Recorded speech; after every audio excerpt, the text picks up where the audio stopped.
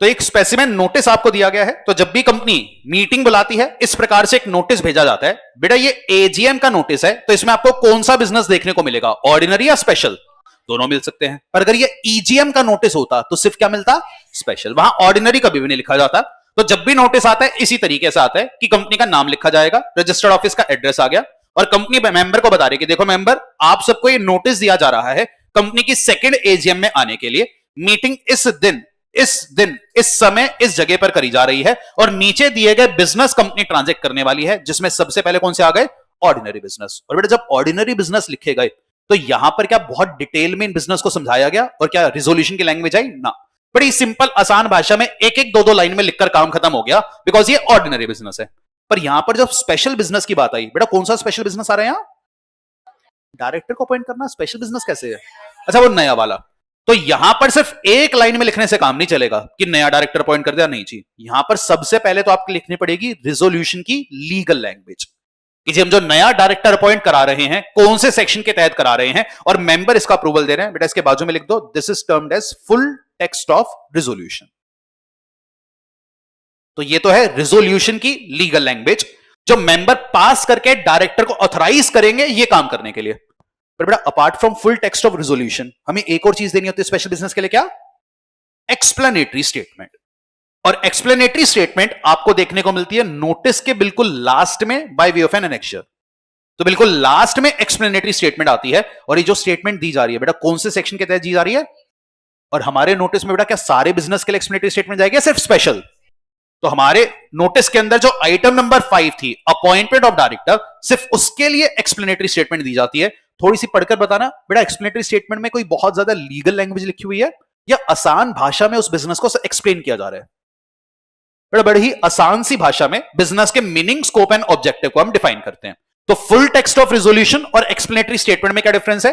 Full text of resolution में तो सारी बातें एक लीगल लैंग्वेज के तौर पर हम लिखते हैं और रिजोल्यूशन पास करवाते हैं, पर जो एक्सप्लेनेटरी स्टेटमेंट होता है उसमें उस बिजनेस का मीनिंग, स्कोप, ऑब्जेक्ट क्या है वो बहुत सरल भाषा में मेंबर को समझाने की कोशिश करते हैं, ताकि मेंबर मीटिंग में आए और अपना रिजोल्यूशन पास कर पाए। अरे बन रही है कुछ बात? चलो इस बात को और बेहतर समझने के लिए आपको कुछ एक्चुअल नोटिस दिखा देता हूं। ये सारे नोटिस मुझे रिसीव हुए थे मेरी ईमेल पर, तो कुछ नोटिस मैंने यहां डाउनलोड करे हैं। तो एक तो नोटिस आ रहा है जी रिलायंस की एजीएम का, एक आ रहा है फेडरल बैंक की एजीएम का। बताओ किसका देखना चाहोगे? फेडरल बैंक, चलो रिलायंस का भी दिखा देंगे। चलो तो एक लिस्टेड कंपनी आपकी फेडरल बैंक, उसका नोटिस मेरे को रिसीव हुआ था, तो मैंने जस्ट आज ही डाउनलोड किया था ईमेल से। तो एक कंपनी ने यहां पर नोटिस दिया है to the share holder, and जो नोटिस दिया जा रहा है ये कंपनी की 94th एनुअल जनरल मीटिंग का नोटिस है। और ये मीटिंग हुई थी कब? जस्ट अभी ताजा ताजा ये मीटिंग खत्म हुई है 29 अगस्त को सुबह 11 बजे। तो 29 अगस्त को ये मीटिंग बुलाई गई, और क्योंकि ये एजीएम का नोटिस है बेटा, यहां पर आपको कौन सा बिजनेस देखने को मिलेगा? ऑर्डिनरी भी। और तो सबसे पहले तो यहां ऑर्डिनरी बिजनेस आया। बेटा पहला ऑर्डिनरी बिजनेस पढ़कर बताना कौन सा बिजनेस है? Adoption of the financial statement. और यहां पर बड़ी आसान सी भाषा में मेंबर को सारी बातें लिख दी गई। क्या कोई भी फुल टेक्स्ट ऑफ रिजोल्यूशन आया? नहीं। और क्या इसकी एक्सप्लेनेटरी स्टेटमेंट भी होगी ना? दूसरा बिजनेस कौन सा है? तो जी फाइनल डिविडेंड का मेंबर से अप्रूवल लेना। तो इस कंपनी के डायरेक्टर ने 1.2 रुपीज का डिविडेंड प्रपोज किया था, मेंबर से अप्रूवल लेना। तीसरा ऑर्डिनरी बिजनेस कौन सा आ रहा है? Mister Harsh Duggar ji as a director of the company, तो रिटायरिंग डायरेक्टर हैं, तो एक डायरेक्टर रिटायर कर गए, उनकी जगह डायरेक्टर लेकर के आ रहे हैं, तो ये भी आपका एक ऑर्डिनरी बिजनेस है। फिर इस नोटिस में आ गए आपके सारे स्पेशल बिजनेस। अब जो स्पेशल बिजनेस आया, इसमें पहला स्पेशल बिजनेस कौन सा है? कंपनी में एक एग्जीक्यूटिव डायरेक्टर को अपॉइंट करना। बेटा ये रिटायरिंग की जगह आ रहा होगा या नया है? तो यहां पर सिर्फ एक लाइन में लिखने से काम चला या आपको फुल टेक्स्ट ऑफ रिजोल्यूशन देना पड़ा? बड़ा फुल टेक्स्ट देना पड़ा। तो आपने बताया रिजॉल्व दैट कि कौन से सेक्शंस के तहत आप ये रिजोल्यूशन पास करा रहे हो, तो ये छोटा सा रिजोल्यूशन यहां पर आया, बस बस बस बस।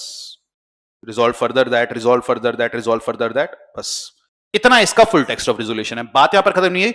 एक और आइटम नंबर 5 आई, ये भी कैसा बिजनेस है? स्पेशल। तो इसका भी फुल टेक्स्ट ऑफ रिजोल्यूशन आया। फिर आइटम नंबर 6, ये भी स्पेशल बिजनेस है, इसका भी फुल टेक्स्ट ऑफ रिजोल्यूशन आया। आइटम नंबर 7, ये भी स्पेशल बिजनेस है, इसका भी फुल टेक्स्ट ऑफ रिजोल्यूशन आया। आइटम नंबर 8, ये भी आपका स्पेशल बिजनेस है, इसका भी फुल टेक्स्ट ऑफ रिजोल्यूशन आया। अरे भाई, अरे भाई। आइटम नंबर 9, ये भी एक स्पेशल बिजनेस है, इसका भी, अरे एजीएम में सारे काम करा देंगे, चलो बढ़िया। इसका भी फुल टेक्स्ट ऑफ रिजोल्यूशन आया। आइटम नंबर 10, ये भी स्पेशल बिजनेस है, इसका भी फुल टेक्स्ट ऑफ रिजोल्यूशन आया। अरे भाई कितने काम कराओगे एजीएम में? फाइनली बेटा टोटल कितने बिजनेस डिस्कस हो रहे हैं? 10। 10 में से ऑर्डिनरी कितने थे? 3, एंड बाकी सारे इस नोटिस में कैसे हैं? स्पेशल। तो यहां पर बेटा नोटिस अभी खत्म नहीं हुआ, बिकॉज लास्ट में क्या आनी चाहिए? एक एक्सप्लेनेटरी स्टेटमेंट। और जो एक्सप्लेनेटरी स्टेटमेंट दी जाएगी बेटा 10 के 10 कामों के लिए देना जरूरी है या सिर्फ लास्ट के 7 काम? देखते हैं जी एक्सप्लेनेटरी स्टेटमेंट कहां आ रही है। ये बेटा नोटिस के बारे में कि मीटिंग कैसे अटेंड करोगे वो सारी डिटेल्स दी गई है। ये आया आपका एक्सप्लेनेटरी स्टेटमेंट, और ये जो स्टेटमेंट तैयार की गई है वही सेक्शन 102 के तहत तैयार की गई, और सीधा एक्सप्लेनेटरी स्टेटमेंट कौन से आइटम नंबर के लिए शुरू हुई? 4। तो 1, 2 और 3 ऑर्डिनरी बिजनेस था, तो उनके लिए कोई एक्सप्लेनेटरी स्टेटमेंट नहीं आई। आइटम नंबर 4 के लिए ये आ गई जी एक्सप्लेनेटरी स्टेटमेंट, जहां बहुत ही आसान भाषा में उस बिजनेस के बारे में मेंबर को समझाया जा रहा है। ये आएगी जी item number 5, 6, 7, 9, 10 and so on. तो ये आगे जी छोटी सी एक्सप्लेनेटरी स्टेटमेंट। तो अगर आप इस कंपनी के मेंबर हो, क्या आप ये नोटिस पढ़कर सारे बिजनेस समझकर इसकी मीटिंग में वोट करने जा सकते हो?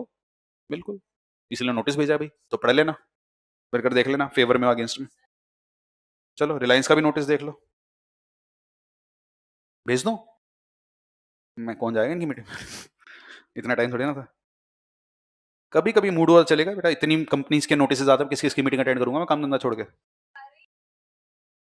अब तो बेटा ईमेल पे भेजने लगी कंपनी, पहले तो बाय पोस्ट आता था पर अब ईमेल पर भेजने लग गए। आते हैं जी, ये रिलायंस इंडस्ट्रीज लिमिटेड जो इंडिया की सबसे बड़ी लिस्टेड कंपनी है, उसकी एजीएम का नोटिस है।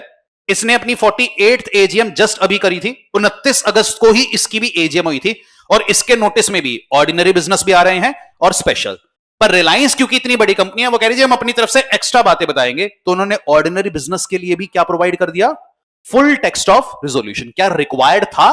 नहीं, अगर ना भी करते चलता, पर कह रहे जी हम बताएंगे। मैंने बता दो, बढ़िया। लाइकवाइज दूसरे ऑर्डिनरी बिजनेस के लिए भी, तीसरे ऑर्डिनरी बिजनेस के लिए भी, तो इन्होंने अपनी तरफ से यहां पर अपनी तरफ से फुल टेक्स्ट ऑफ रिजोल्यूशन का रिकमेंडेशन दिया। पर जो स्पेशल बिजनेस है यहां तो फुल टेक्स्ट ऑफ रिजोल्यूशन पक्का आना चाहिए। तो ये बेटा अलग अलग बिजनेसेस का फुल टेक्स्ट आया। लास्ट में मिल जाएगा आपको एक्सप्लेनेटरी स्टेटमेंट। देखते हैं एक्सप्लेनेटरी स्टेटमेंट ऑर्डिनरी के लिए दिया है, स्पेशल के लिए दिया है, दोनों के लिए दिया है।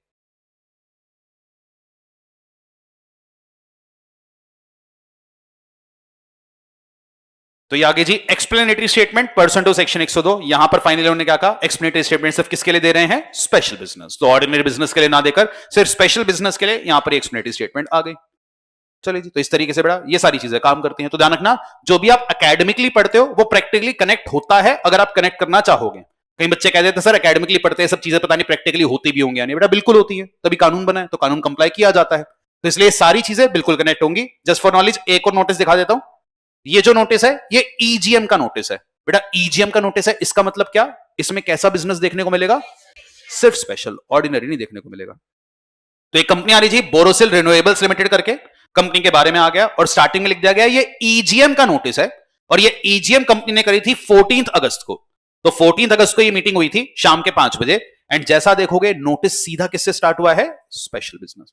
यहां ऑर्डिनरी बिजनेस नहीं मिलेगा, तो सीधा स्पेशल बिजनेस आया। और आइटम नंबर 1 यहां पर आ गई। आइटम नंबर 1 पढ़कर क्या ये बता सकते हो कि ये किस चीज की बात कर रहे हैं? Issue equity shares on preferential basis. Topic कौन सा है? Preferential allotment. सेक्शन नंबर ध्यान है तो pursuant to the provision of section 62(1)(c)। और क्या उसके लिए 42 भी कंप्लाई करना पड़ता है, उसका भी रेफरेंस दे दिया। तो जो पढ़ रहे हो बिल्कुल कनेक्ट हो रहा है। तो ये कंपनी आज प्रेफरेंशियल अलॉटमेंट करना चाहती है, तो उस बिजनेस का फुल टेक्स्ट ऑफ रिजोल्यूशन आ गया। तो ये इसका फुल टेक्स्ट ऑफ रिजोल्यूशन है।